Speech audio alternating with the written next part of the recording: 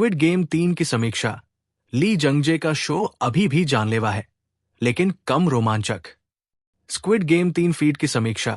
ली जंगजे का squid game season 3 feet आज 27 जून को नेटफ्लिक्स पर रिलीज हुआ। मनोरंजक और बेहतरीन ढंग से तैयार की गई इस सीरीज में कुछ उतार चढ़ाव भी है। स्क्विड गेम सीजन 3 फीट अब नेटफ्लिक्स पर स्ट्रीम हो रहा है।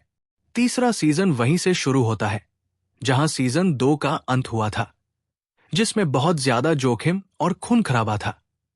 यिम सीवान, पार्क सुंगहुन और जो यूरी का दमदार प्रदर्शन सबसे अलग है। चलिए एक बात तो जान लेते हैं, स्क्विड गेम सीजन 3 फीट सिर्फ खेलने के लिए नहीं है, बल्कि आपको उस जानलेवा खेल से दूर ले जाने के लिए भी है जो आपको एक धागे से लटकाए रखता है। क्या खिलाड़ी 456 बच पाएगा? फिर से खिलाड़ी 222 का क्या? फ्रंटमैन क्या जूनहो वाई हाजून आखिरकार द्वीप को खोज पाएगा? नेटफ्लिक्स की शानदार सीरीज का तीसरा और अंतिम सीजन वहीं से शुरू होता है जहां से इसे छोड़ा गया था। लेकिन क्या यह पिछले सीजन की भावनात्मक गहराई और स्तरित कहानी से मेल खाता है? खैर, इसका जवाब उतना ही जटिल है जितना कि खेल खुद है। निर्देशक हवांग डोंगयुक अपने एमी विजेता फॉर्मूले को लेकर वापस लौटे हैं और खून खराबे और दाव को बढ़ाया है। हालांकि जरूरी नहीं कि भावनात्मक तनाव हो।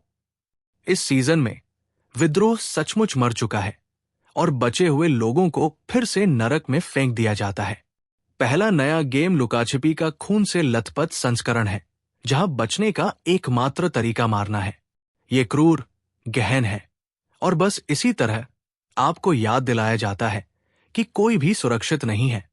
वहां से हम एक ऐसे खेल में चले जाते हैं जो एक दुस्वप्न की तरह रस्सी कूदने की कल्पना करता है।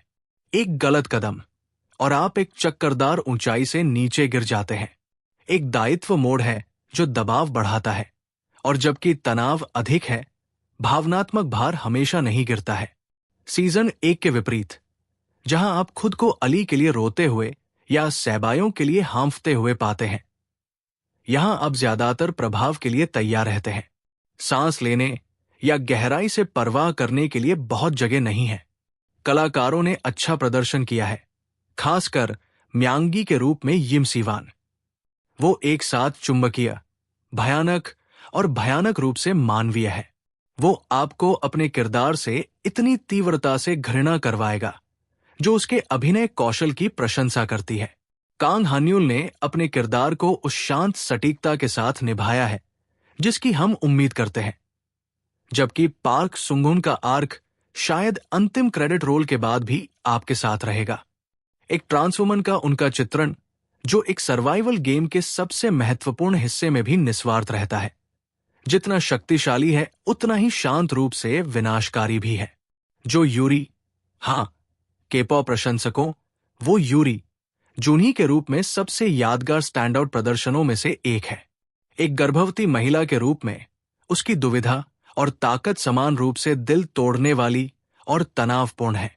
लेकिन स्क्विड गेम 3 फीट में सबसे बड़ी कमी यह है कि यह बहुत सारे धागों को जोड़ने की कोशिश करता है, लेकिन उन धागों को पर्याप्त समय नहीं देता जो महत्वपूर्ण है।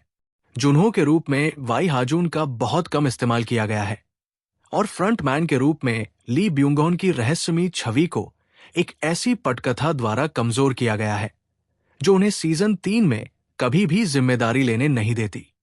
पार्क ग्यूयंग ने अपना सर्वश्रेष्ठ प्रदर्शन किया है। सीजन 1 और सीजन 2 के कुछ हिस्सों में जिस भावनात्मक आकर्षण पर मानवता के शांत क्षणों के माध्यम से एक अमानवीय व्यवस्था में पनपा था, वो अंतिम सीजन में काफी हद तक अप्रभावी है। और फिर वीआईपी है, वे पूरी ताकत से लौटते हैं, एक कैरिक्यूरिस्ट लहजे के साथ जो प्रभावशाली होने की बजाय अधिक परेशान करने वाला है।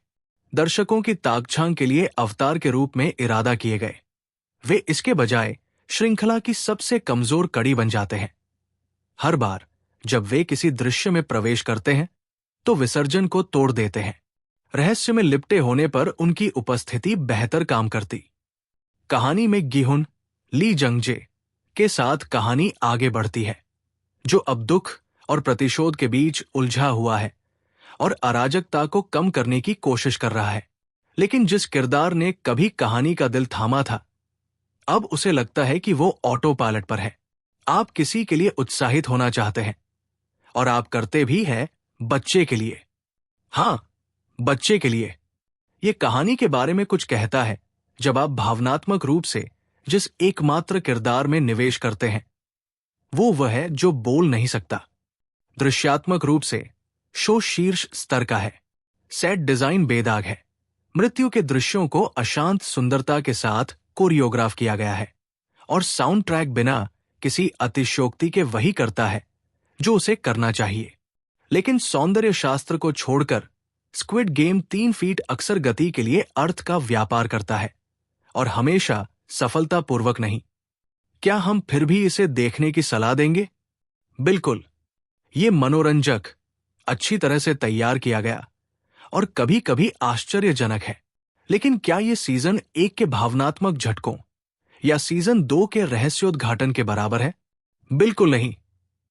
स्क्विड गेम 3 फीट एक गहरा, खूनी जानवर है, लेकिन इस तबाही के पीछे थोड़ा और दिल होता तो ये और भी बेहतर हो सकता था। 27 जून से नेटफ्लिक्स पर स्ट्रीमिंग। कोरियाई शो में कुल 6 एपिसोड है।